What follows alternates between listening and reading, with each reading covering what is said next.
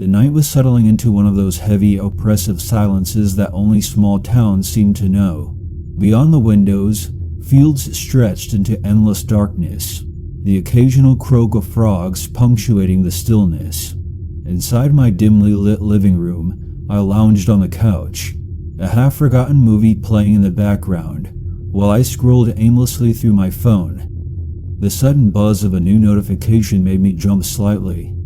Blinking away the drowsiness, I checked the screen. Holly has started following you on Instagram. Curious, I tapped her profile. Photos were radiant.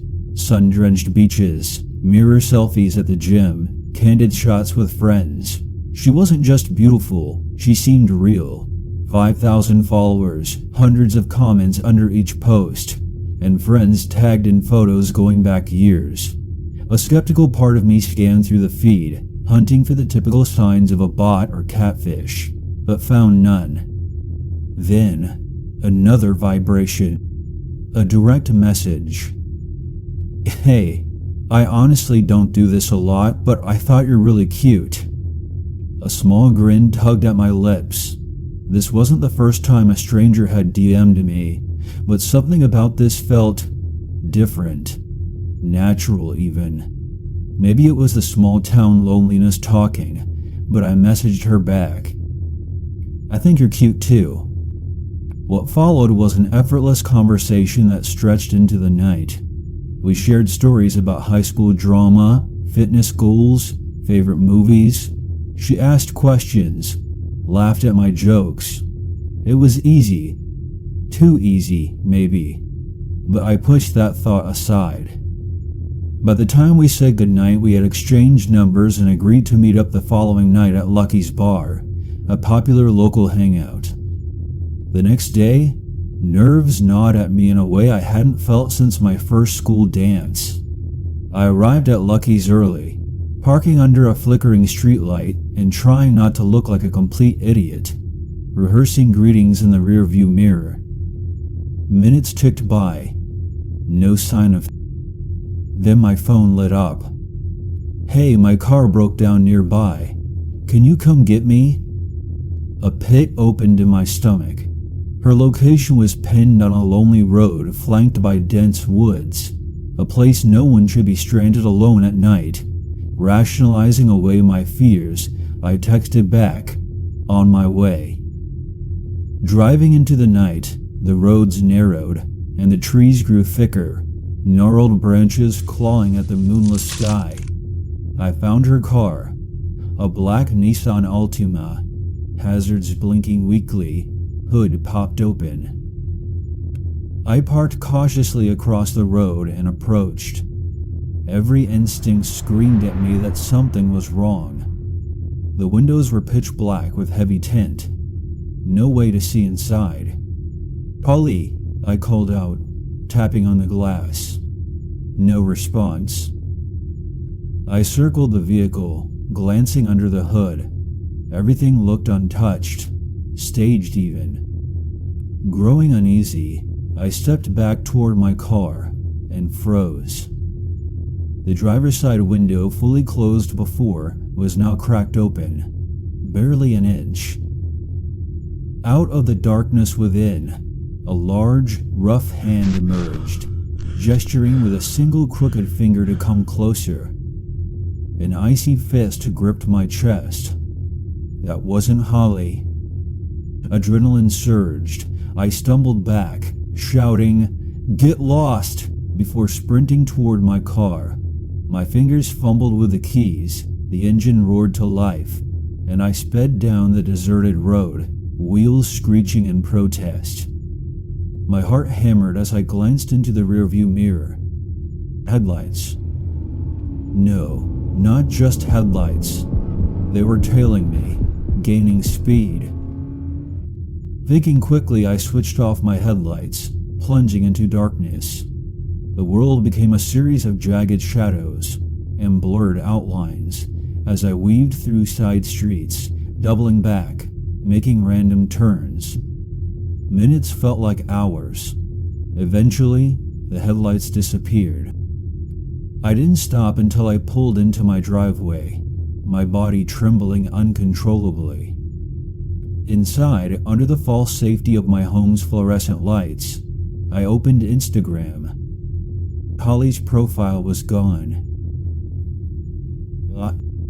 Days later, scrolling through horror threads and local news stories, I pieced together the nightmare. The real Holly's account had been hacked, her photos stolen to create a trap. I wasn't the only one lured by that fake kindness, that carefully spun web. Some weren't as lucky. Even now, when the night is especially quiet and the shadows seem to stretch a little longer, I think about what could have happened. How close I came to becoming just another name whispered on some forgotten thread. A cautionary tale no one would ever tell quite right. But even as the days passed, a lingering unease took root inside me. Every shadow stretching across my walls, every creak of the old wooden floorboards after midnight, sent my pulse racing. I started double-checking the locks on my doors and windows, obsessively pulling the curtains shut the moment twilight bled into night. Sleep became elusive. I would jolt awake to phantom noises. A tapping at the window, the low hum of a car idling outside. Each time, I'd lie frozen, clutching my blanket like it was a shield, straining my ears against the silence. One night, about a week after the incident, I thought I heard it again, the soft purr of an engine. This time, fueled by a cocktail of fear and anger, I crept to the window, heart hammering against my ribs. Through a thin slit in the curtain, I peered out. Or so I thought. Parked at the far end of the street, almost swallowed by darkness, was a car. Black. Low to the ground. Its headlights were off, but the outline was unmistakable. A Nissan Altima. My stomach churned. Was it him? Was he watching me even now, lurking behind tinted windows? I stumbled back from the window, barely able to catch my breath. My phone trembled in my hand as I dialed the local sheriff's office, voice cracking as I explained the situation. By the time a cruiser pulled into my driveway 20 minutes later, the Altima was long gone. They searched the area, but found nothing. Probably just coincidence, the deputy said, though his tone lacked conviction. Still, the visit helped, if only slightly. At least now, if anything else happened, they would know. I decided to take no more chances. The next morning, I deleted my Instagram account, wiped my presence clean. I became a ghost. No photos, no location tags, no digital breadcrumbs to follow. Weeks later, a new family moved into a house down the block. A woman and her teenage daughter. They brought with them the innocent noise of a fresh start.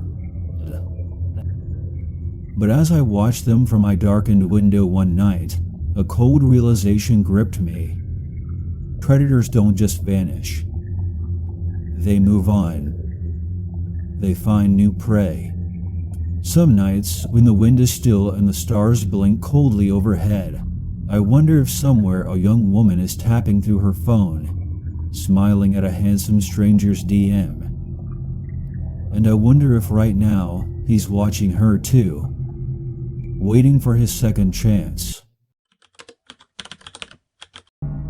The sun dipped below the horizon, casting long shadows across the suburban cul-de-sac where my sister Carol and I lived.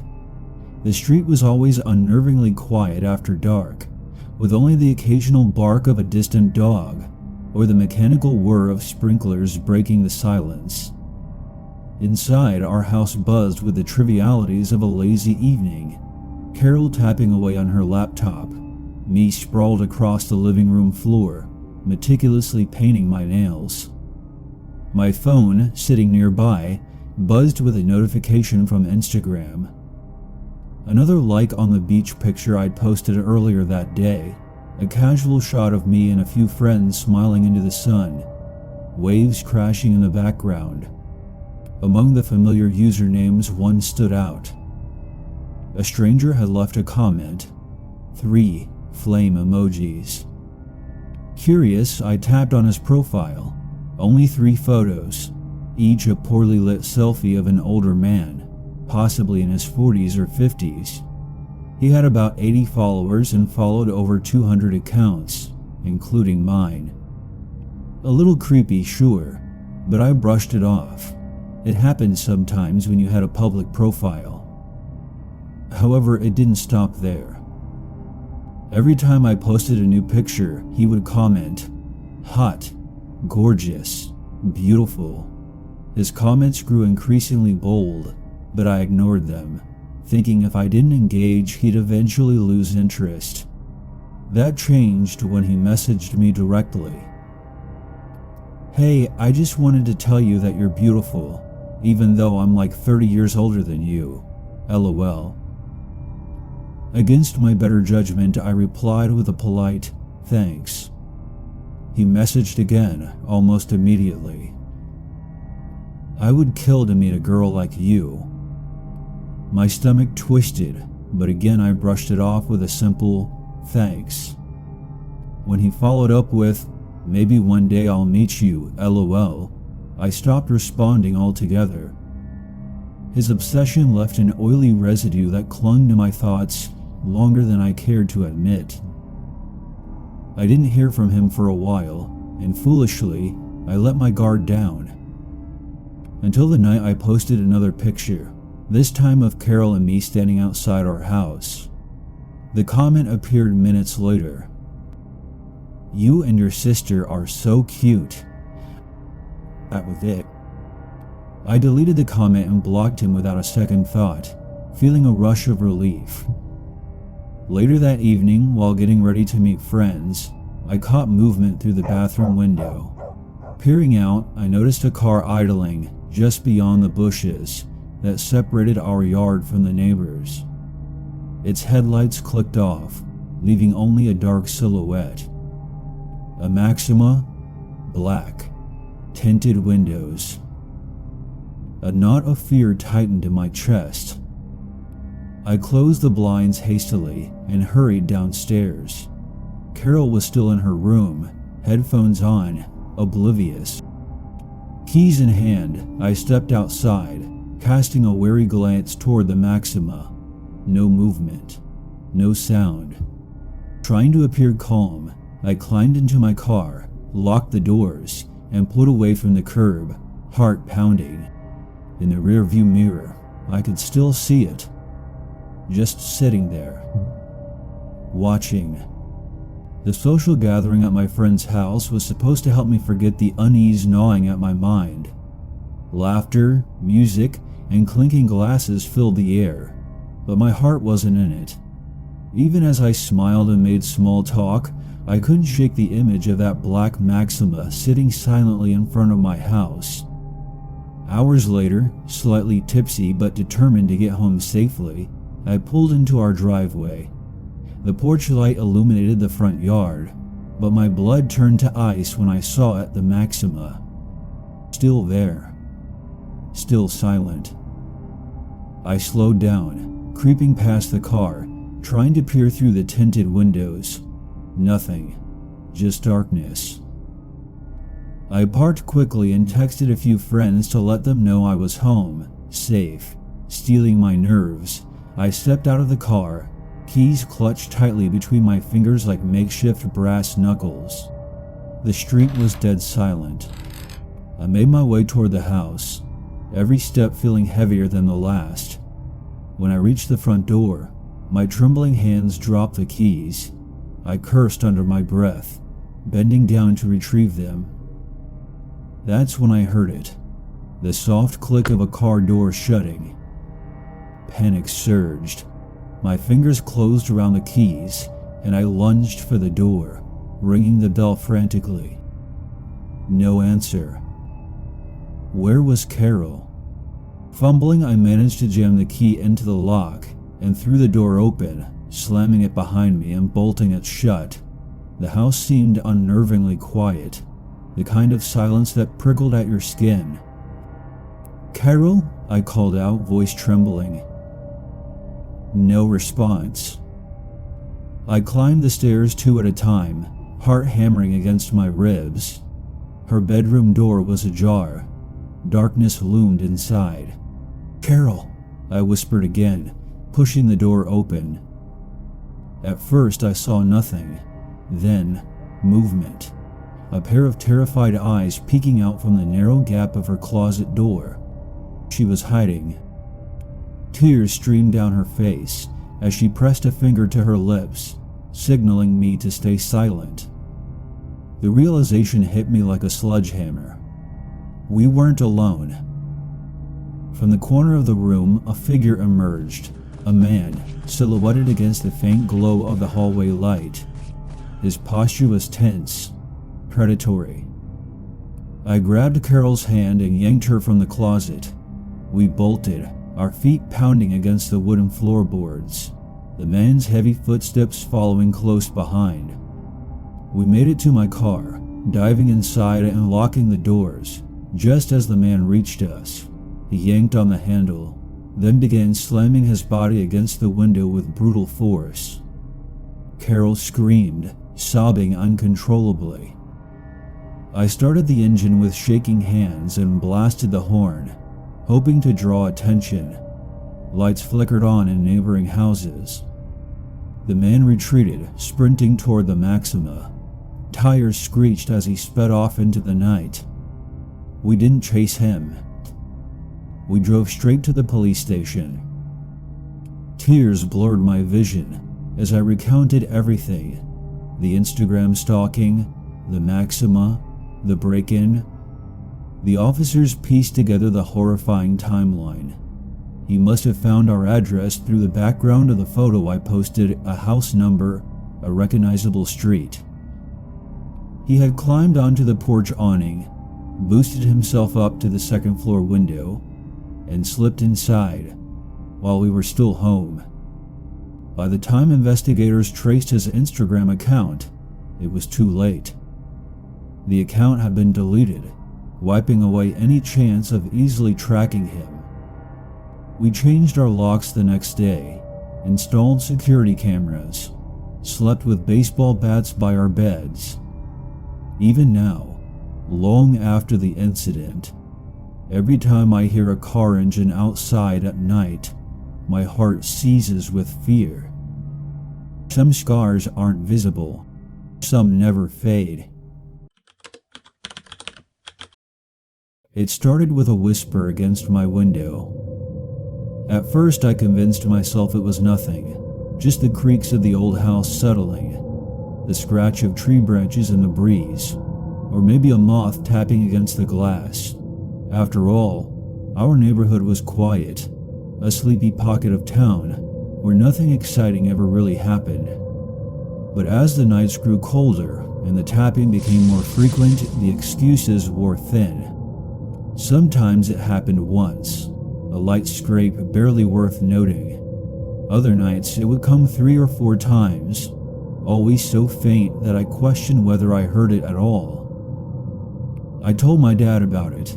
He waved it off with a laugh, mumbling something about bats or bugs, before going back to his crossword puzzle. Still, the feeling of being watched began to gnaw at me.